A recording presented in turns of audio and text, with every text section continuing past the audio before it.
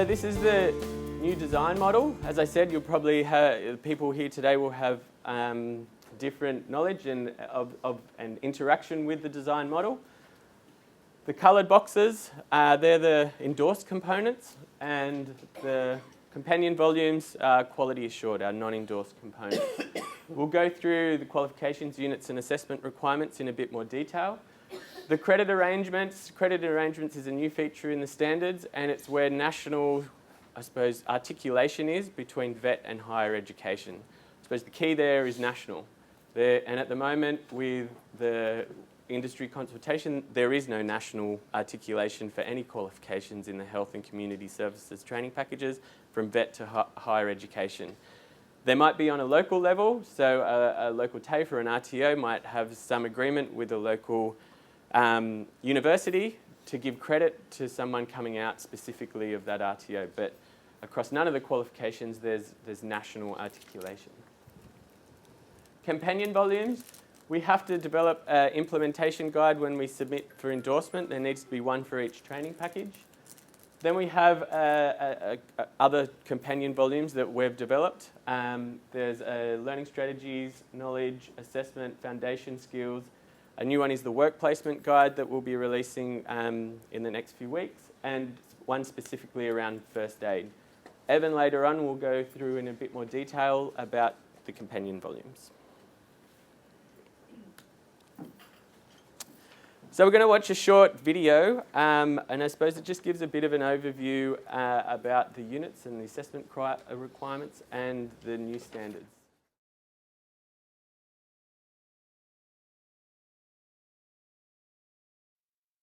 You might have noticed that the units of competency in the new training packages look different. That's because they have been designed to meet the new standards for training packages.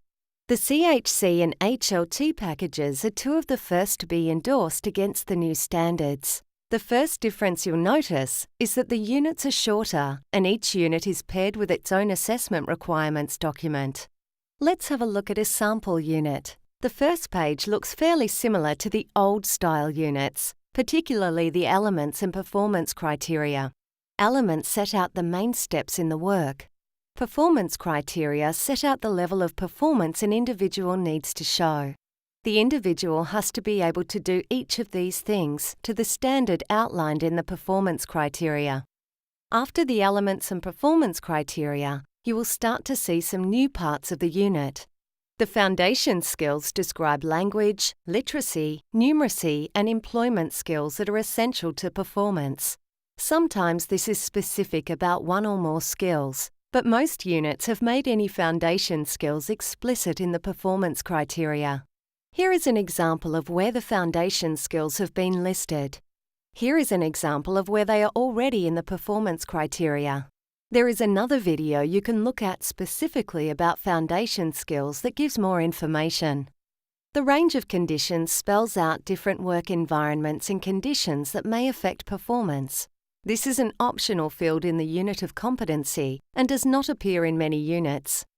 In previous versions of training package units, the range of variables section was often used to list a lot of definitions, and many people found it confusing, while RTOs found it hard to comply with. In this sample unit, you can see that the unit itself is about learning frameworks, and the range of conditions says that the learning framework used must be one listed in the Education and Care Services national regulations. In other words, it is helping you define the unit and work out how to apply it. Don't forget to follow and make use of the link to the companion volumes on the CS&HISC website for help. Now, looking at the assessment requirements, you will notice three main headings: performance evidence, knowledge evidence, and assessment conditions. Let's take them one at a time. First, performance evidence, or what is the process or product evidence? You can see here that the individual must have researched and documented various things, so you would be looking for evidence of them having followed a process. In this case, researching and having developed a product. Here, developing a document. Let's have a look at the performance evidence for another unit to see how different it is. In CHC ECE 005, Provide Care for Babies and Toddlers, The candidate, among a list of other things, needs to have provided care to at least 3 different babies. In this unit, the candidate has to have performed the activities for at least 120 hours of work. Specifically, to have done activities outlined in performance criteria of this unit during a period of at least 120 hours of work in at least one regulated education and care service. That evidence an individual has to produce, they can use the 120 hours as part of that evidence for all of the units they're doing in a qualification. So if you're doing 4 units that have this requirement, you don't have to do 480 hours. Let's look at a couple of case studies. Jane has just started a traineeship at Clearview Children's Centre, a regulated education and care service. Now, Jane is enrolled in the Certificate 3. Her assessment for some of her units in this certificate happens after she has been in the job for 20 weeks. She's working 35 hours a week and studying while she works.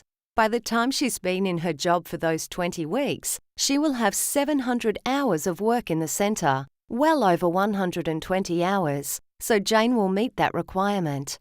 Another case study. Katerina has never worked in early childhood education and is a full-time student in the diploma. Her RTO arranges a set of student placements in 3 different centres. In total, she spends 40 6-hour days in those work placements. The RTO would be able to complete her assessment for this unit after she had done a minimum of 20 of those days. So when you are organising training, you'll need to make sure that you have work placements in place to help students meet this requirement. That's performance evidence. Now we'll look at knowledge evidence. In the case of the first sample unit, someone might demonstrate knowledge evidence by knowing how to find particular documents, how to navigate through those documents to find the bits relevant to this particular unit. In the case of the second sample unit, there is a lot of detailed knowledge required about babies and toddlers. As a trainer, you need to make sure that you teach this knowledge at the level of detail or complexity outlined in the unit. As an assessor, you need to work out how best to assess it. The Assessment Strategies Guide, one of the companion volumes, has some useful ideas about how to do this. After knowledge evidence comes the final heading under assessment requirements, Conditions of Assessment.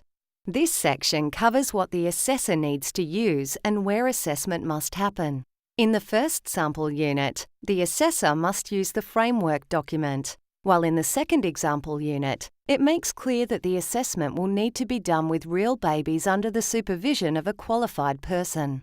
It also sets out any specific requirements of the assessor. These are examples of conditions of assessment. The main point to note here is that they can be different from unit to unit.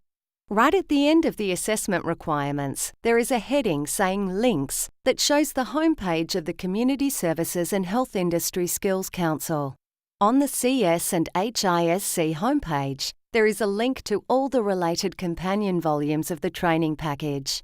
So that's a quick overview of the units and assessment requirements. To look at all the units you are interested in, go to training.gov.au.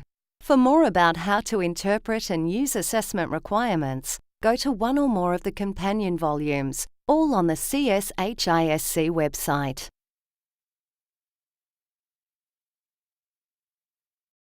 So this is the new design model, and I suppose broken down into the different headings. Looking at units and the assessment requirements, you'll see that there's not headings there that are in the HLT07 and CHC08 training package, such as the range of conditions, the evidence guide, the critical aspects for assessment, the required skills and knowledge, and our performance evidence, knowledge evidence. There's a few changes that we'll look at in a bit more detail. Units of competency. Units of competency describe a discrete workplace function. They're used to describe skills at different levels. So they're written at different complexity levels. A qualification is made up of units of different complexity. If we look at the unit code, an example on page 3 of your participants guide, we just put a unit in there. You'll see the code, it gives the CHC, it's just packaged in that training package. Some of the units that may have been HLT in the HLT07 training package now might be packaged in the CHC training package. There's no alignment or anything. It doesn't mean that they're in the health training package, they have a health context. We have a range of cross-sector units that we have, and they sit across both the health and community services training package. The unit code, the middle 3 alpha is just a code that we've given it. It usually aligns, so aging is AGE, first aid is AID, it's just a code that we give it. And then it's a number, and it's a sequential number, again, that we've given it. You'll see that there's no 301, 401, 501. A unit of competency never did have a AQF level. AQF is the Australian Qualifications Framework. It aligns to the qualification, not a unit. As I said, a unit is written with different levels of complexity. Some training packages have never had that coding system. They've always had the 001, 002. Manufacturing is an example of that. So it's about looking at the unit and does it relate to the job role? And so, like I said, different levels of complexity will make up a job role. Does anyone have any comments, questions on that?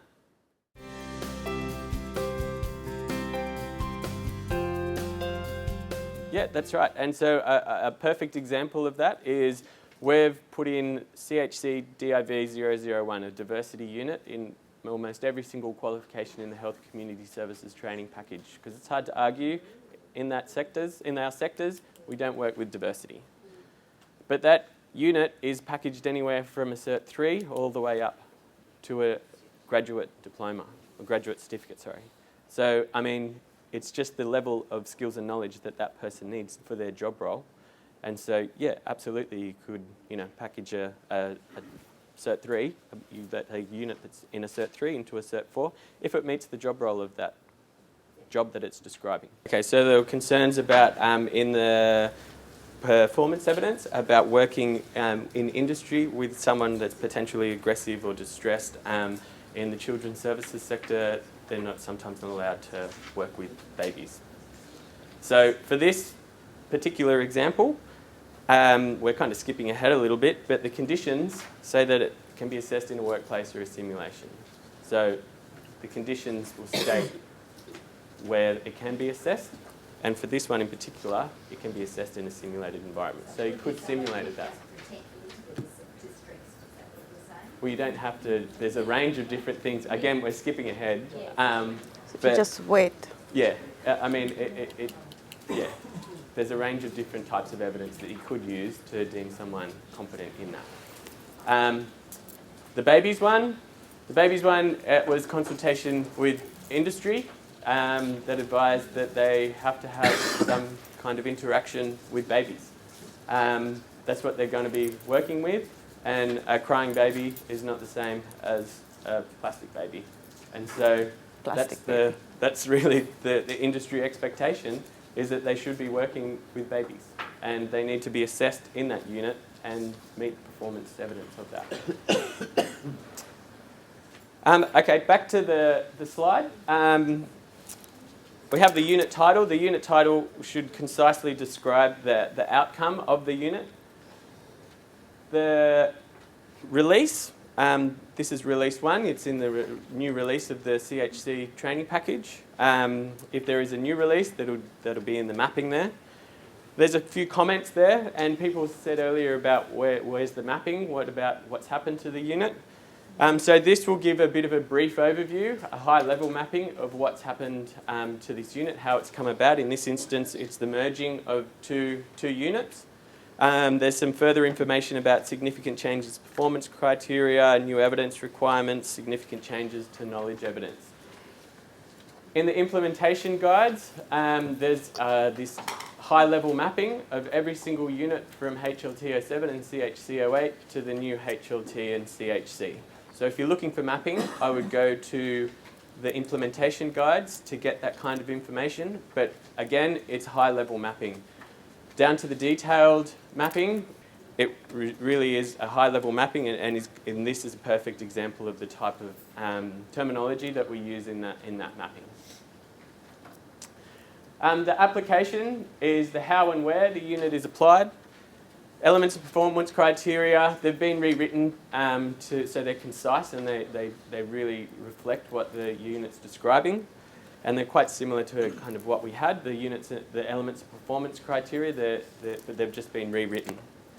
Foundation skills. Foundation skills, Evan's going to talk about foundation skills a little bit later on, but foundation skills have been written into the performance criteria of every single unit. In some of the children's services, you'll see that they have been put out, but in every other case, they've been explicit in the performance criteria of that relevant unit. The mapping, there is no equivalent unit to this, so there is no mapping in that unit. And then we also have a link. We need to have a link to meet the standards. Any questions on the unit before we go on to the assessment requirements? So the assessment requirements, there's 3 headings in the assessment requirements. There's performance evidence, knowledge evidence, and assessment conditions. The performance evidence is not a repeat of the performance criteria. The performance criteria are there to describe the task, the job outcome, whatever they're trying to do there. The performance evidence is about range and frequency. It's volume. It's what that person needs to do. And so there's usually some numbers in there around giving it volume and frequency. So in the example on page 3, the person has to provide information to 3 people presenting with multifaceted needs. They need to collect a documented identifying information for 3 people accessing the service. And as we said earlier, they need to use problem-solving communication on those different people demonstrating with aggressive behaviour, distress, cognitive impairment. So that gives a good indication of the range and frequency of how that person needs to be assessed, where previously it may have only just been once. We need to put volume and frequency into the training package because that's what the standards say we need to put in there. We need to put some kind of indication about the range and the frequency that that person should be assessed. The knowledge evidence. The knowledge evidence is just the knowledge, the underpinning knowledge that the person needs to know to do that task. Again, that's been looked at and tried to be concisely wrapped up in the knowledge evidence, where sometimes it went on for a couple of pages. We've tried to really write that so it relates directly to the performance evidence and the performance criteria. The assessment conditions, the conditions will state where assessment needs to take place. So whether it needs to be in a simulated environment, whether it needs to be in the workplace, whether it needs to be in a simulated environment, then in the workplace, or just in the workplace. There's a range of different ways that it's been written, and we'll go through some of those in the next little bit. Hours are specified in the performance evidence. We need to specify hours in a unit of competency because that's the only part of the training package where we can write it, that it's an assessable component. We have put it in the qualification, and Evan will give a bit more information about where we've put it in the qualification, but in that instance it's not an assessable component in that qualification. It's really just there for a bit of advice to show that this qualification requires some hours. The hours across units of competency should not be added up, so there might be 4 units in a qualification that say that it should do 120 hours. It's not 480 hours, it's 120 hours for that qualification. So it's collecting that evidence while that person's out on work placement during that 120 hours to meet the requirements of all of those units. So if you just do a single unit, then that would be 120 hours. But if you're doing the whole course, it would also be 120 hours? Yeah, that's right.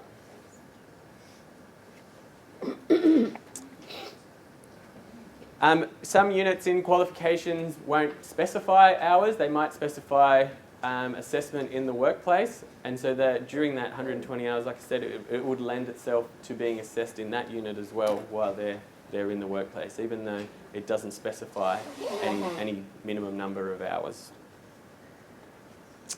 We've also got enhanced simulation, so there might be specific equipment that the person needs to use, and so again, that may have not been so clearly articulated in the CHC08 and HLT07, and it's about increasing the minimum consistency of that person. So like I gave the example earlier, if you go to RTOA and RTOB, they can be confident that they can use those minimum requirements of the unit, so the equipment that's specified in there.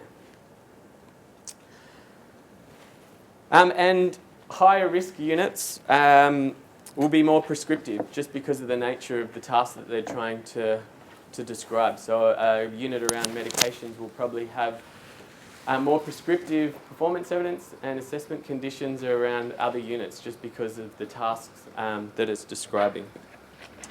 But all the changes have been done with a lot of industry consultation, and they're there to put rigour around the assessment requirements to ensure that people have those underpinning skills and knowledge that the job requires.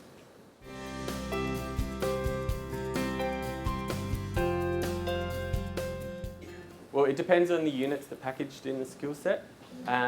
We've tried to be selective in the units that we do put work placement hours in.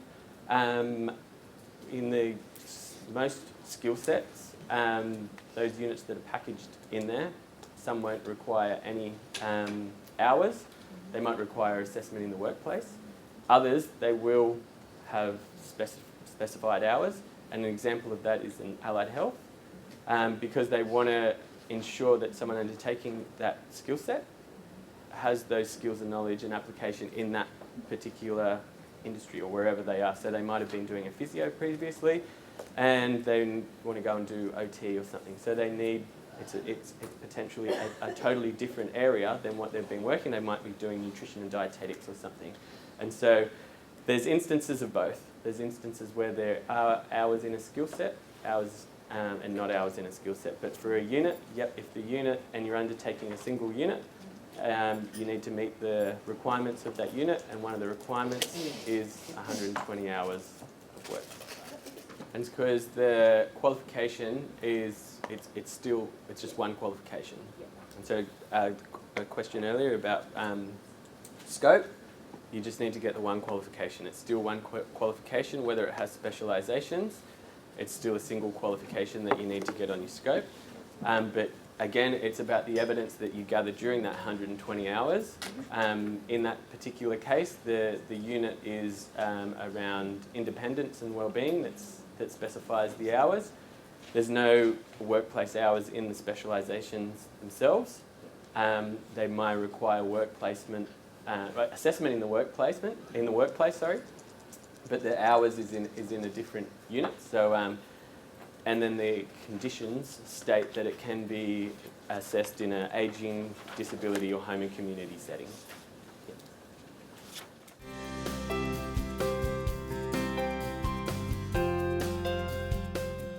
But when you enrol them, are you enrolling them in 6 units or are you enrolling them in a qualification? I would be putting them in the qualification now. So then it's 120 hours. Yeah, okay. We'll do a quick activity. So on page 6 of your notes, there's a unit, CHC, LEG, work legally and ethically.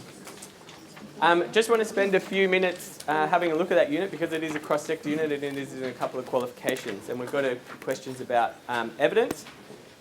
And so have a look at that unit and have a discussion at your table. We'll just spend 5 or 10 minutes about what methods of assessment you would use and the types of evidence that you would look for. I'm not going to go around. I'm just going to ask people if they'd like to offer any suggested methods of assessment that they think might be suitable for this particular unit. So, workplace policies and procedures. Anyone else? I suppose in this instance there's no right answer, and if you turn over the page, if you cheated, there's a whole type of different types of evidence that you could collect. And so there's 3 types of evidence: direct, indirect, third-party evidence. There's different evidence gathering techniques, and you need to use a range of different techniques to collect the sufficient evidence for that unit or that qual or whatever it is. And the types of evidence that you will be collecting will probably depend on the cohort of students that you have as well. And so you need to adapt the types of evidence for the cohort of students that you may have enrolled in that qualification. We had a question earlier about third-party evidence, I think, and as being assessed in the workplace. I think it was you about. So again, it goes back to the rules of evidence. Oh. And the principles of assessment. When you're out on workplace, a third-party report is a good piece of evidence. ASC will have some a fact sheet about using third-party evidence. But as you can see here, it could be direct observation. It could just form one part of your evidence gathering techniques. So you could use video. You could use a range of different evidence gathering techniques to deem that person competent. And a third-party report may be part of that gathering of evidence. There's a range of different examples of performance evidence that we've pulled out from different units. So they range from anywhere to a single dot point, developed a volunteer workforce development plan, obviously something from a volunteering unit. The next one is about providing basic foot care. It's at least 2 people, and it goes through the procedures that they need to do. The next one is AOD. Again, they need to do it in 2 people, but it's a range of communication techniques that they need to show. Anesthetic technology, different positions, all the way to a remedial massage. It's quite extensive and gives a lot of range and different things such as males, females, the techniques, there's a list there that they use. I'll draw your attention to the bottom 2.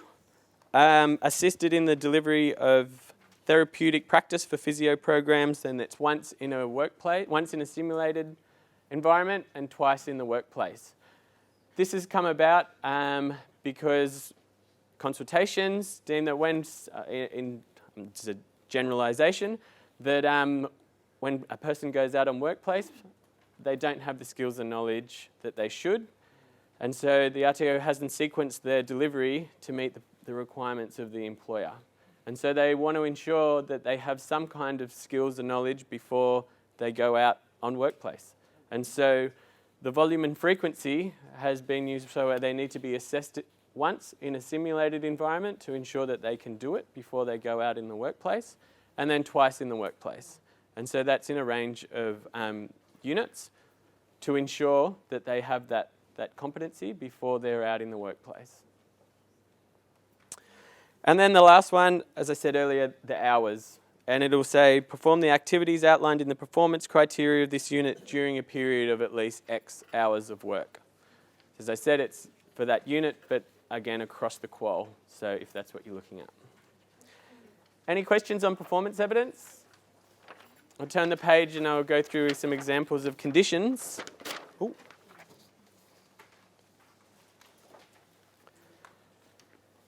So I said there's a range of different ways that the assessment conditions have been written. The first one is simulated or workplace, but the simulation needs to reflect real working conditions by modelling industry operating conditions and contingencies. So the RTO could consult with their industry, as they should be doing, about the assessment approaches that they're using to ensure that they reflect real examples. They could even get real examples from the employer to use in their scenarios. Skills must have been demonstrated in the workplace or simulated environment that reflects workplace conditions. The following conditions must be met. I said there's sometimes we specify equipment. And so you'll see there's some equipment that that's identified that must be used in the workplace or a simulated environment. This is the one I said earlier about ageing, home and community. And it said skills must be demonstrated in an ageing support workplace with the addition of simulation and scenarios where the full range of contexts and situations have not been provided in the workplace. These situations relating to emergency or unplanned procedures where assessment in these circumstances would be unsafe, impractical, or threatens the dignity of the older person.